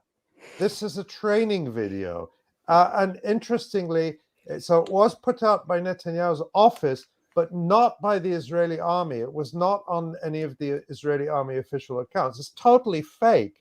But what it shows you is that they know that in order to do what they say they're going to do, they would have to go down in the tunnels. And yet the army is saying, we're not going to go down in the tunnels. So it just seems that, I guess fake it till you make it in a way. Is that what's going on? Yeah, I mean, I've said it repeatedly. The Israeli record of fighting face-to-face in urban confrontations is very thin. It's possible that they do that. That's what they're promising to do. But the record of it is very thin. That's why they have to show a fake video. And that they show a video like that, and the dog handler actually is wearing the guard. So anyone that's worked with dogs immediately sees that that's fake. And it's the same with the tanks, right? When you talked about the infantry being outside of tanks, like, I'm not sure what the exact number is, but, something like 1.3 million Americans served in Iraq. They served outside of a tank. They know what it's like to cover the back of a tank. And so there's thousands of people that are watching these videos of the Israelis saying, like, these are very obvious mistakes. Packing troops together, like they dropped that dropped munition right in the center of what looked like about 30 troops just standing around. They're not covering their back. I think it's probably best to not show the video if it means that we're going to get taken off the air for it. But essentially, Qassam Brigades released a video that had 10 separate incidents of RPGs and anti-tank weapons being fired from point blank range or put an explosive physically by hand onto 10 armored vehicles that exploded. And so their armor is the strongest armor in the world. They admit that because their tanks fight in their own neighborhoods.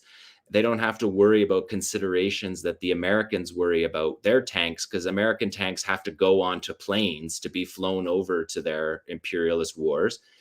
Israel just drives down the road to get to theirs. So their tanks can be twice the weight of American armor. But eventually, these tanks are going to have to hold neighborhoods in order to find tunnels, or even just to fight Hamas, let alone defeat every single last one of them. They'll have to hold neighborhoods. And in order to hold a neighborhood, you have to be out, dismounted, out of your armor, looking behind you, looking above you, and taking risks. And the idea is that you take calculated risks by looking around you, which ultimately makes everybody in the armored corps safer. But the Israelis aren't right now willing to do that. They're very casualty averse. And they've basically eliminated the two parts that are the most important for the ground war, which is to get out on foot and to go down into the tunnels. And if you're not going to do either one of those, then all you're doing is massacring civilians, starving them, creating waterborne diseases on a civilian population when you don't have the actual courage to fight the battle that you're saying you're going to fight. And if you're not going to fight that battle, then stop the war, stop attacking civilians, and figure out some other way to get your prisoners out than promising a war that's going to last for more than a year when 1 month into it, you've killed 10,000 people. Is that the pace of how we're going to go? Is there really no red line that even if they're not fighting this war, the Americans won't stop them from doing this? Because that's the pace. If you're talking 10,000 people killed every month for the next year, and that may well accelerate, because now we the first month people still had relative amount of resources, whether it was food or just simply their own health. But after a month of this, people are worn down, their health is worn down. They're living in the horrifying conditions that Ahmed Samak described of, toilets that can't be flushed. And crowded, right? UN Very schools crowded. where you have 6 toilets serving thousands of people with no water. Horrifying conditions. I mean, death camp conditions. And I say that without any exaggeration or hyperbole. But if they are not going to fight, go down into the tunnels and do the things they said that they would do, and even if they want to, they may not be capable of it. No, it doesn't seem like it. We have to hope, and we have to make sure, let me put it that way, that they are not able to just indefinitely massacre people from the air, because that has got to be something that the world just cannot tolerate any longer. Even if Joe Biden and Secretary Blinken want to tolerate it for longer, I can't imagine that the world can let this go on indefinitely. And we can't allow it. Just one more thing on that dog video. I think one of the interesting things about it was how it was so clearly seemed to be aimed at the Palestinian public, with the caption in Arabic and being released by the Arab language spokesperson, that it's a kind of, psychological warfare to say, because the videos that we've been talking about by the Qassam brigades that we apparently we can't show, although, I mean, we're sort of surmising because YouTube's censorship is completely opaque, but we're sort of surmising that was the reason it was banned. But these videos have just been really popular online, passed around by Palestinians and other Arabs so much. And so this fake dog video just seems to be an acknowledgement of how successful the Qassam brigades and the other resistance factions media strategy has been. And it's a kind of response to that, a failed response. I mean, it's so embarrassing. I can't imagine fighting in that army. That must be so embarrassing to spend years and years training in a special forces unit, and then some spokesperson puts out a video that makes you look like clowns. I don't understand where Israel gets that. And I also don't understand what it must be like to be an Israeli prisoner underground and reading Haaretz today and finding out that they're actually not going down into the tunnels, that you're staying down there indefinitely and they're going to figure it out later, as if we somehow have forgotten about the part that there's hundreds of Israelis that their government is supposed to be bringing home, that they're saying, actually, we're not going to do that. We'll worry about that later. I mean, the text of that article from the IDF, this is just like, well, we'll deal with that later. With these people that are living every day underground. And then what's going on above the ground is just so criminal that it's putting the state of Israel's legitimacy in question all over the world for something that they're not willing to fight to achieve. Why not just have a prisoner exchange now then? If you're not going to go down into the tunnels, stop killing tens of thousands of people, have a prisoner exchange that's on the table from day one, and worry about rebuilding your army in a different way besides massacring civilians to prove that you're strong. At this point, it's the most brutal form of warfare. It's really difficult to watch, and it's hard to analyze as a military analyst, to analyze this thing that is so massively a human catastrophe. Indeed. John, is there anything that you are focusing on over the next few days that you think would be important to point out? I mean, the Rafah border has got to be opened. I think that has got to happen. Somebody's got to run the blockade with an aid ship. Where's the aid ship? There's ambulance, floating hospitals. The French have, the Turks have. There's floating electrical stations that are on boats that could be brought in. The humanitarian situation needs to be dealt with now, right away. Yeah. It's devastating what's happening. And it's got a solution. Yeah. Open Rafah. Open Kerem Shalom, which is a massive shipping terminal connected to a port. Open the border. Yeah. Yeah, it just points out how man-made the entire disaster in Gaza is from day one, from every step of the way. This is Israel being its most sadistic, and the US and Canada and the EU just helping it. It's unspeakable. It is. It's hard to know what to say about it. Yeah. Well, we are about to wrap up today's live stream. We had just a really incredible, warm, angry responses from our viewers and listeners. Asa, do you want to go through some of them? Yeah, we had an outpouring of support for Ahmed, of course, earlier in the show. Our viewers sending a lot of support, of course, for Ahmed. As always, people are always very moved to hear our accounts from our friends and contributors in Gaza and outside of Gaza, like Ahmed. And we had as well, friend of the show, R. Waters, writing in to say thank you, Ahmed. We can't imagine what we're going through. Thank you again, Roger. And also several people talking about the response that Ahmed himself described in Dublin and the issue of PTSD.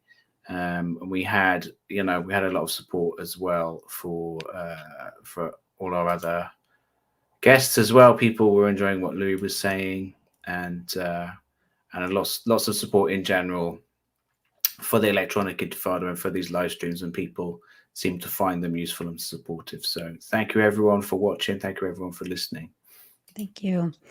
And if we could just show the Electronic Intifada's main page right now, just to remind people to go to our website, sign up for email updates so you get notified when there is a live stream. You can also go to our YouTube page and subscribe, and you'll get automatically notified as well from there. And I especially recommend our updates feature that John and our senior editor, Maureen Murphy, have been curating and editing. If you go to the top, you can see where it says updates in big red and white letters, and it gives you a succinct overview of each day's events and atrocities. It's a war crimes log, and we are populating it all day, every day. And we also put on there too, there'll be a brief excerpt or summary and link to all the articles we publish as well. Of course, you can see those on the front page of the Electronic Intifada, but this is also a neat way to see everything. And we are publishing a huge amount from writers in Gaza right now. There are people in Gaza who are writing, who are describing what they're seeing, what they're feeling, what's happening around them, and we are publishing it. And we're also publishing the voices of Palestinians whose families are in Gaza, but they're outside. And so very much like Ahmed 𝐓𝐡𝐞, who we heard from, what they're experiencing and the ways they're coping and what they're hearing from their parents, from their families. And that is just, for me, you know, I'll sometimes hear Palestinians from outside Gaza saying, I wish I were there.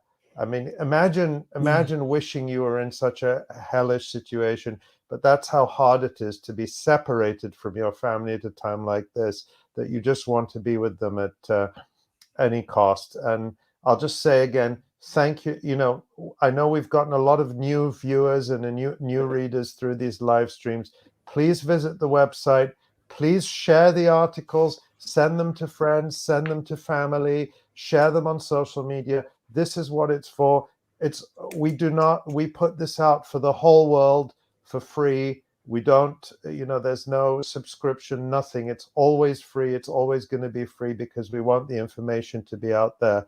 We're very grateful and thankful to our readers who make this possible by giving a donation. So if you want to do that, feel free to do so. It really helps. It's certainly no obligation, but that is how we do this work, and that's how we support everything we're doing. So again, thank you, everyone. And thank you, too, for all the notes and emails. One day I'm going to get through my email inbox, but we're receiving them and we appreciate them. Thank you. Yeah, absolutely. thank you. Thanks, Ali. Yeah. And a special thanks, as always, to Tamara Nassar behind the scenes, an extraordinary journalist in her own right, as well as being the producer of this live stream and all the others. And so huge, warm thanks and gratitude to Tamara for all of the work. On behalf of all of us at the Electronic Intifada, I am Nora Barrows-Friedman with John Elmer, Asa Winstanley, and Ali Abunimah, and Tamara Nassar. Thank you all, and stay tuned for next time.